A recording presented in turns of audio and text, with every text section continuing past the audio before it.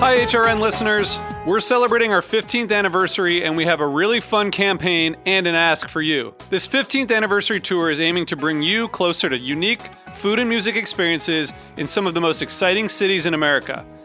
All the while, we're raising funds to support our work empowering the next generation of food system storytellers through our fellowship programs. Here's how it works. Donate to HRN and be entered into a raffle in the city of your choice to win a dinner for two at a noteworthy restaurant and tickets for two to a concert at a prominent local venue.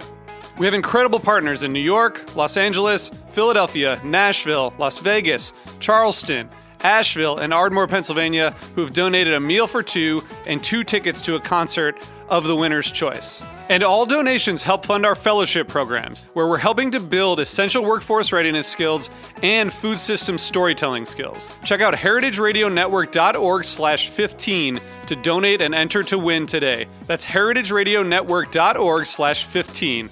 Thank you. During this time, it's more important than ever to support our friends and neighbors in the restaurant industry. Restaurant Workers Community Foundation has set up a national COVID-19 crisis relief fund. The money they raise will provide direct relief to individual restaurant workers, support other nonprofits serving restaurant workers in crisis, and offer zero-interest loans for restaurants to get back up and running. Visit restaurantworkerscf.org to donate today. And if you need a little extra motivation, you can DM your $20 donation to RWCF's co-founder, John DeBerry, on Twitter, and he'll give you directions for making a signature quarantine cocktail. Donate now at restaurantworkerscf.org.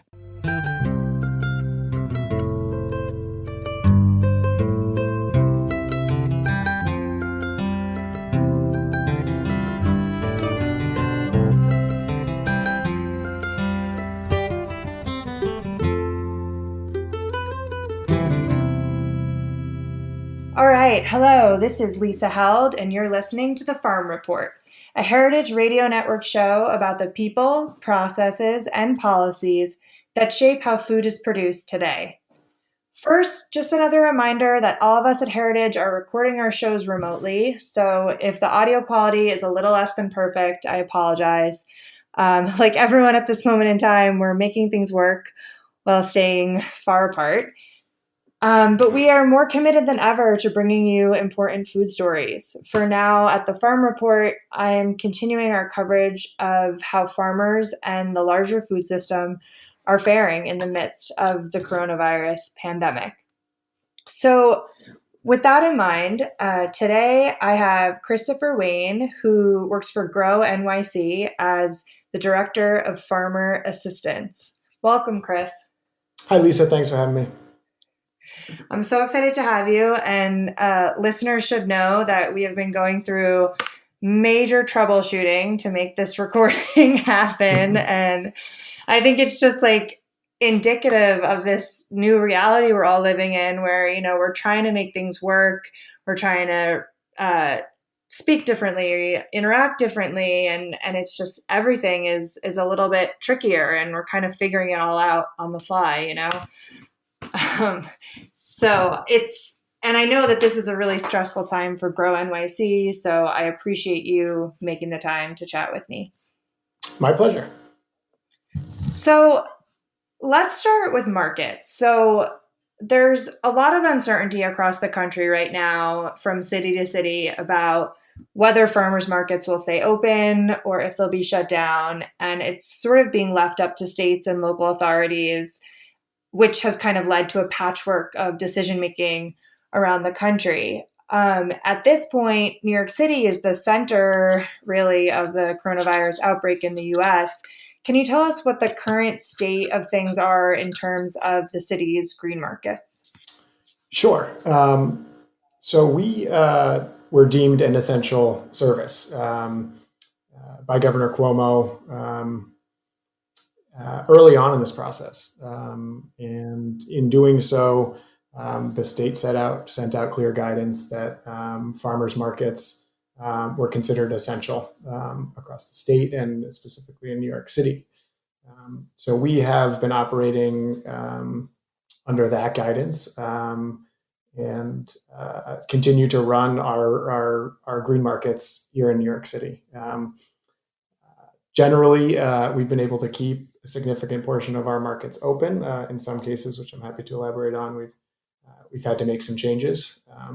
But broadly, the markets that the New York City consumer would expect to see in March and April are open and will continue to remain open as long as our essential service status remains. And we're very proud of that, and very happy to be in a position where we can continue to provide fresh food from local farms to New York City residents.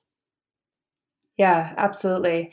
And are you seeing increased traffic at markets, like the way that, obviously grocery stores right now are selling out of a lot of things? Are more people also going to local markets? I think it's kind of an ever-changing and ever-moving target. Certainly, at the very beginning of this, we did see increased foot traffic at our market. I think as we move towards shelter in place in New York City and kind of the slow but steady move towards stay at home, people recognized a need to stock up. And I think farmers markets, similar to grocery stores and other food retailers, were slammed. And some of those early first few weeks, we certainly had increased sales at our markets. And I would say that our protein vendors and our grains and some of our other non-perishable goods certainly saw significant increases in sales moving forward.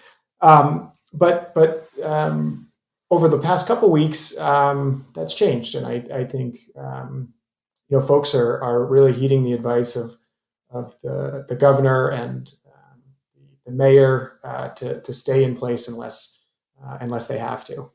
So only when it's essential to be shopping, and that certainly resulted in a change to how people are shopping and how often they're going out. And in certain cases, we've seen that be reflective in less sales, but in other cases, sales remain up. So it's kind of a mixed bag. Certainly that heavy rush at the top, and now we see folks heeding the advice, flattening the curve, and only coming out when it's absolutely necessary. Yeah, that makes a lot of sense. And are a lot of the farmers at the markets, are you seeing them change the way they're selling at all to accommodate shoppers? Like, for instance, I think I saw one Union Square Green Market farmer who was letting people order in advance and just come pick things up, sort of just to kind of minimize like the interaction at the market. Is that something that a lot of people are doing? Yeah, we work for an organization that is full of very smart, very nimble, very committed people. And very early on in this process, we started to put together some, guidance for our farmers on ways that we felt that we could limit exposure to COVID-19 at farmers markets, and got out guidance to our farmers very early on about ways that they could reorient themselves, practices that they could employ at the markets that would limit additional exposure. And those are things like very early setting a rule that only producers and their staff can handle products at market. So customers can't touch products until after they've purchased them. And the stand setup can discourage any touching, right? So you can set up your stand in a way that has an additional 6-foot table out front, so people can't lean into a stand and grab something. You can have a protective piece of tape or cord to block the market stands. And you can set up your cash register in the front and your products behind you, and you become like one of the old 1930s shopkeepers where you go out and pick out every item for folks that way.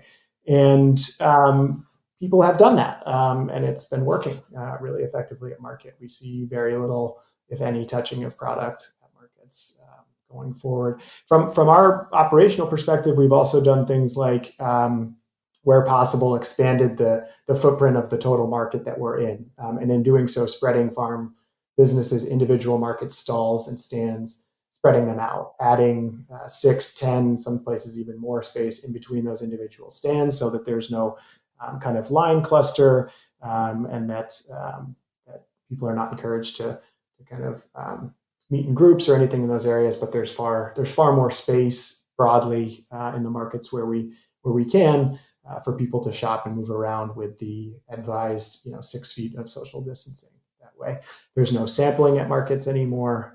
Producers must wear protective gloves while they're at market and be sanitizing their stands regularly. We're adding and have added sanitizing stations, especially at some of our larger markets, for shoppers to be able to quickly sanitize while they're at market. And look, we're telling people the same thing that the CDC is. If you're feeling sick in any way, stay home. If you have any symptoms, call out of market. And so far, those guidelines have led to what we feel are incredibly effective and safe places for people to be shopping. And it's just been a wonderful response from our shopper community as well. I mean, people being responsive to new line spacing. Each stand in many cases has a chalked out 6 foot space for any lines that form, so that people are not lining up like sardines, shoulder to shoulder, like they would normally, but that they're separating themselves significantly that way. And people are thankful and are following those guidelines and responding very well that this resource that's been around for 50 years remains open, and that we're really going above and beyond to ensure people's protection at the market. Yeah, I mean, it sounds like a lot of work on your end, just kind of reorganizing all of the systems and implementing it. And I mean, you must be working a lot of hours to put all these new systems into place really quickly, I'd imagine. Yeah, certainly I'm not going to take credit here. Kudos go to our Green Market Director, Michael Hurwitz, and our two assistant directors, Liz Carollo and Cheryl Huber, our operations staff led by TK, and the rest of the regional coordinator team at farmers markets, who have been working 12 to 14-hour days, if not longer, all weekend to completely reorient markets, to send out notices to our customer base that we are still open, and that people can come and shop in a safe way. But like you said at the top of the call, I mean, we're troubleshooting, we're learning as we go, we're finding best practices quickly because we're running a lot of market days and we learn very quick. But yeah, it's been a huge amount of work, and it's calling on the passion of I think why a lot of people work at Grow NYC to begin with, because they really care about this, and they're super responsive, and it's been really amazing to work in an organization that's been able to so quickly and nimbly respond to this going forward. Yeah, that's great. So we're going to take a quick break. When we come back, I want to talk to you more about the Farmer Assistance Program and what's happening there. We'll be right back.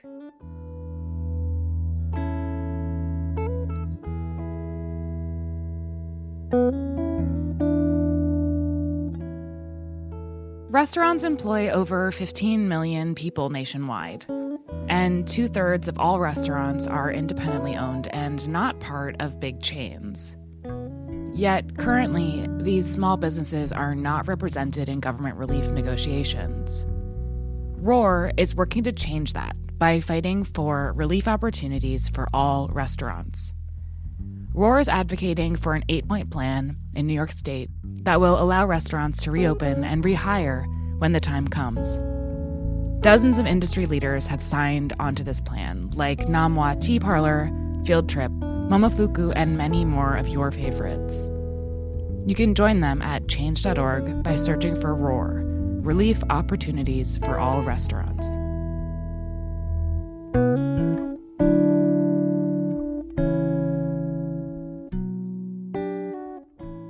All right, this is Lisa Held. You're listening to the Farm Report on Heritage Radio Network, and I'm here with Chris from Grow NYC.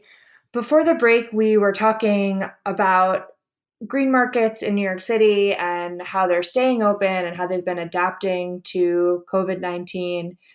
Chris, I you really gave me a lot of great information on what's happening at the market level, but I know that you're really focused on farmer assistance, a program that used to be called Farm Roots, and you just told me the name has been changed. Can you give listeners a little bit of background on what that program is? Like, what does farmer assistance mean at a place like Grow NYC?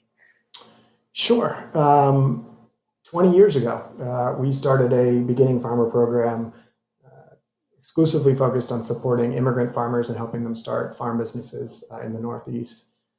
For 11 years, we ran that program and helped start close to 65 immigrant-owned farm businesses, and made a name for ourselves and got good at what we did. We, in 2011, sent out a broader survey to our green market community and asked them what their needs were at market, what were their goals, and what were the things that kept them up at night.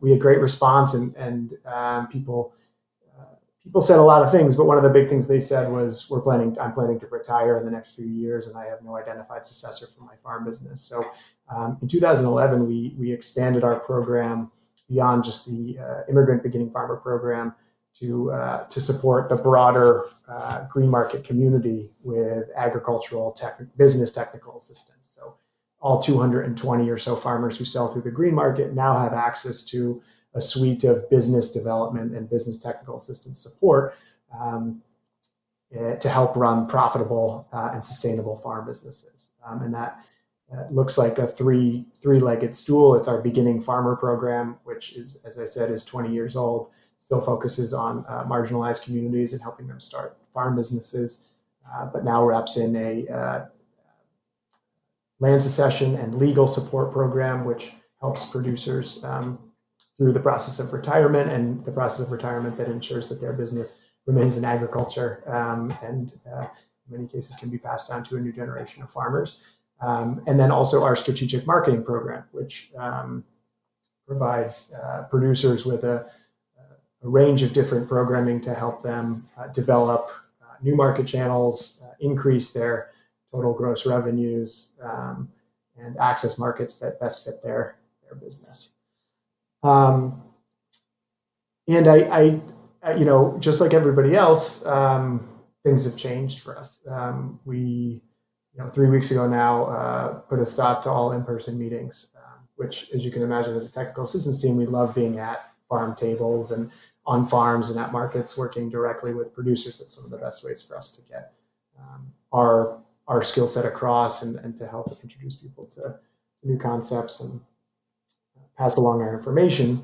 But so that stopped, and what's great is all the range of tools that can still be utilized to work with producers. So our beginning farmer program, I know, did like a virtual land walk with one of our beginning farmers to do a quick land assessment for a property she was considering renting for this year. Our staff attorney, Jack Hornicle, has been, on the phone and over email, been providing support on land succession and LLC creation and various other things for producers just over the phone. And then Eric Hassard, our strategic marketing manager, has been helping producers start doing online sales and pre-ordering systems. So one of the big ways we see farmers being able to respond to this is to find ways to limit the exposure at market by having people pre-order. So if you're at home, you can say, I want 2 pounds of apples, 10 pounds of potatoes, and 2 pounds of carrots, and that bag can be ordered the day before, pre-packed, and be available for pickup at the market without any exchange of money or anything that way. So Eric and myself and a couple software developers that we're working with have started to onboard folks onto systems where they can make those pre-orders happen. I think pretty much everybody in the farm community has developed, either developed or expanded their either online presence or pre-ordering presence or on-farm pickup or delivery system going forward, and that's just out of necessity. The food is still being grown, and people still need the food and want the food. We're just figuring out new ways to get the food from the farm to people who want it in a way that limits exposure to the coronavirus. Yeah, absolutely. I mean, that online shift has been incredible to see, and to see how farmers are making that change so quickly. Like, I mean, I've just been hearing from so many people that are saying, well, we had all these restaurant clients, they're gone, so we set up a CSA. Now we're doing home delivery. Like we set it, it's like the kind of business planning you would normally do months before, it's almost harvest time, and you would be figuring out your marketing strategies. And it's sort of like, well, we just have to kind of throw all of that out the window and start over. But it does seem like the shift to online sales is going to be a big one. Yeah. And so you're kind of like shifting your operations in terms of how you assist and train farmers, like doing these virtual land walks and helping them over the phone. In terms of what you're hearing from farmers, about like what they need or how they're being affected by COVID, like other than moving things online, is there anything else you're hearing from the growers themselves about how they're doing and how they've been affected by this whole situation? Yeah, well, look, we lost restaurants as a buyer, and we lost institutions as a buyer for farm businesses, and for many growers, that's a significant portion of their sales and their marketing channels. If you add in, in some cases, slower market days, farmers absolutely are taking a hit throughout this process, and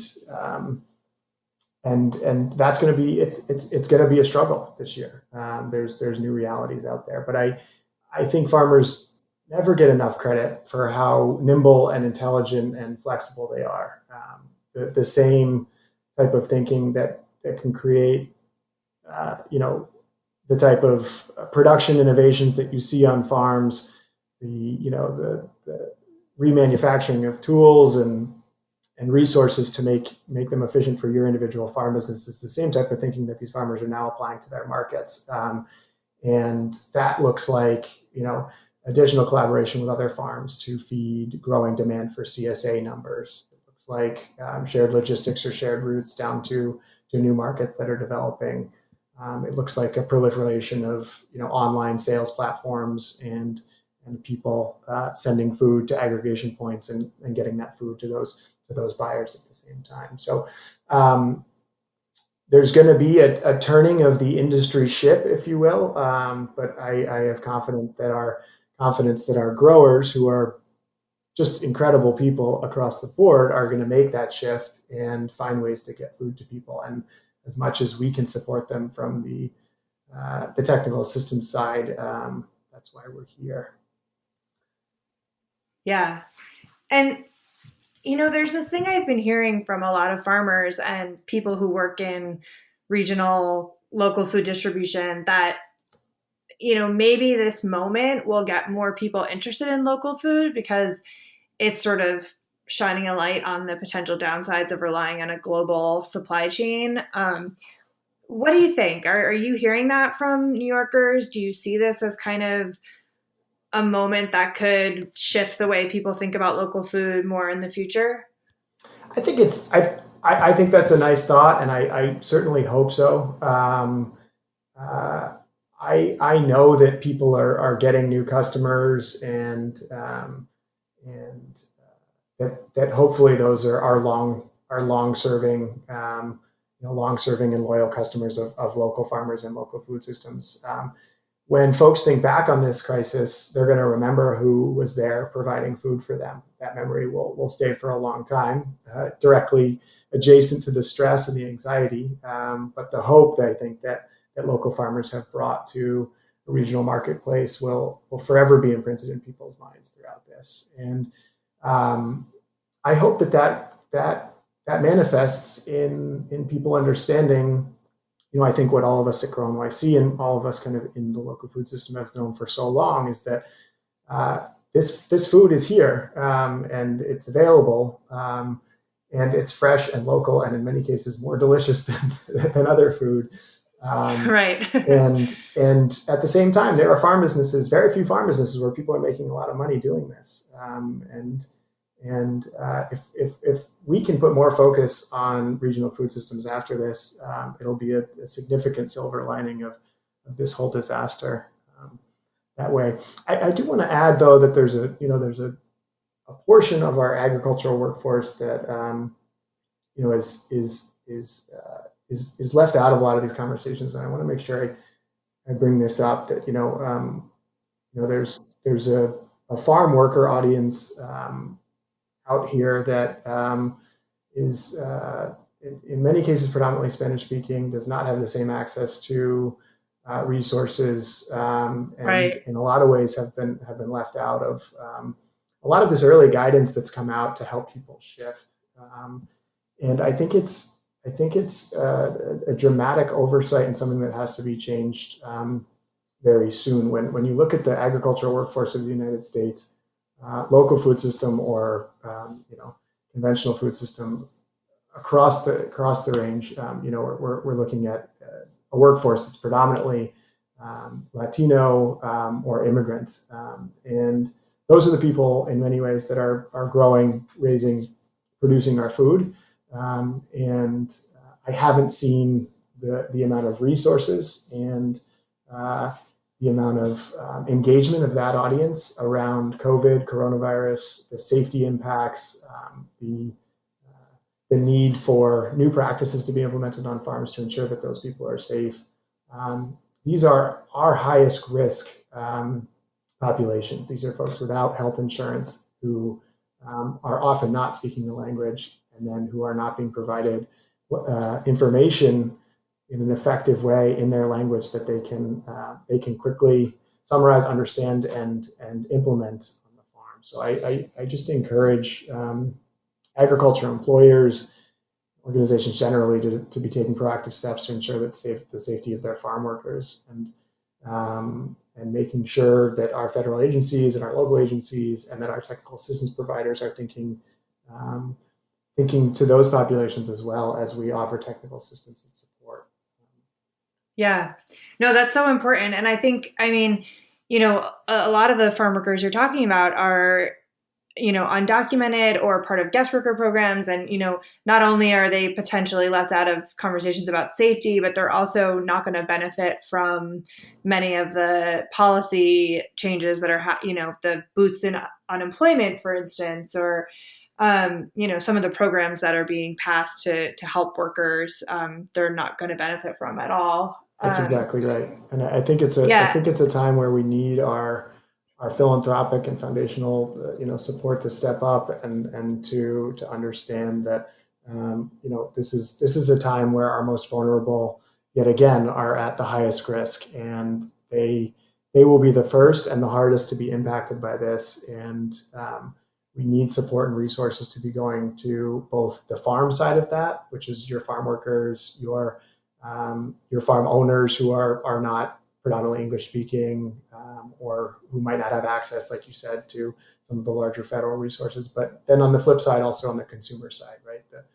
The first place where food access can dry up is low income neighborhoods. And I really respect the folks who are out there trying to solve that food access issue, because again, those are the people that will find it harder to find fresh vegetables faster than anyone else. So. Yeah, absolutely. Well, Chris, thank you so much for your time and for all of your work getting fresh food to people all over New York. My pleasure. Thanks for the time talking to me, Lisa. And I think this is a critical moment for the local food system, and looking forward to see how it all unfolds. Absolutely. Thank you all so much for listening to the Farm Report on Heritage Radio Network. If you enjoyed the conversation, please subscribe to the podcast, rate it, and share it. I'll see you next week. Take care.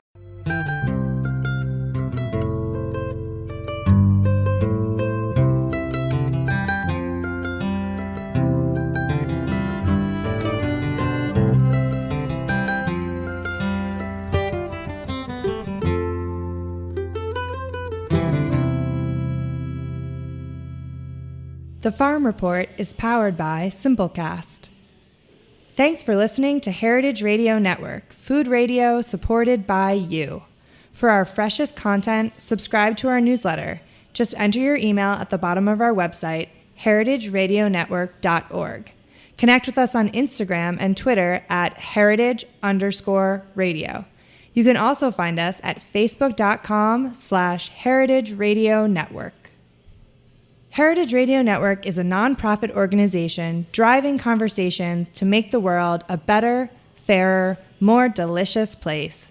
And we couldn't do it without support from listeners like you. Want to be a part of the food world's most innovative community? Subscribe to the shows you like, tell your friends, and please join the HRN family by becoming a member. Just click on the heart at the top right of our homepage. Thanks for listening.